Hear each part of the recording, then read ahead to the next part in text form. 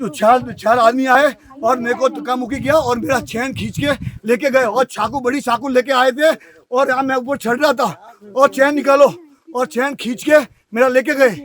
तो चार आदमी आए और मेरे को धक्का मुक्की किया और मेरा चैन खींच के लेके गए और बड़ी चाकू लेके आए थे और यहाँ मैं ऊपर चढ़ रहा था और चैन निकालो और चैन खींच के मेरा लेके गए। मैं पालीनाथ तलेटी से ऊपर चढ़ रहा था तो बहुत आगे पहुंच चुका था 10 पद्मावती मंदिर के वहाँ 4 लोग पीछे से मेरे को आके पकड़े और मैंने समझा मेरे दोस्त ने कोई पकड़ा, फिर मेरे को जोर से झटका करके नीचे गिराया और बड़े बड़े चाकू लेके मेरे ऊपर आक्रमण किया और मेरा चैन खींचते ही मैंने चिल्लाने लगा चोर है चोर है चोर है। तो 3 लोग भागने लगे, वो चौथा भी भागने, मैं उसके पीछे भागा और धक्का मुक्की हुई, वो नीचे गिर गया। फिर वो 4 लोग जंगल की तरफ भाग गए, मेरा चैन खींच के चैन के टुकड़े हो गए, एक टुकड़ा वो लेके गए, एक टुकड़ा मेरे पास है।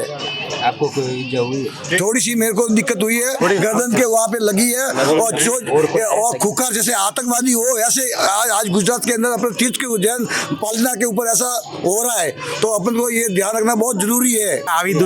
આવી દુર્ઘટના મારું નામ જીતેન્દ્ર જૈન છે। આવી દુર્ઘટના ના થાય એવું સિક્યુરિટી કરો। હા ફેમિલી હું એમને સાડું છું, હું પાછળ હતો, હું 200 મીટર પાછળ હતો। ત્યારે જ ન્યૂઝરૂમ ગુજરાતની યુટ્યુબ ચેનલને સબસ્ક્રાઇબ કરો અને ઇન્સ્ટાગ્રામ અને ફેસબુક પર ફોલો કરો। અપડેટ રહો, સત્યની સાથે રહો।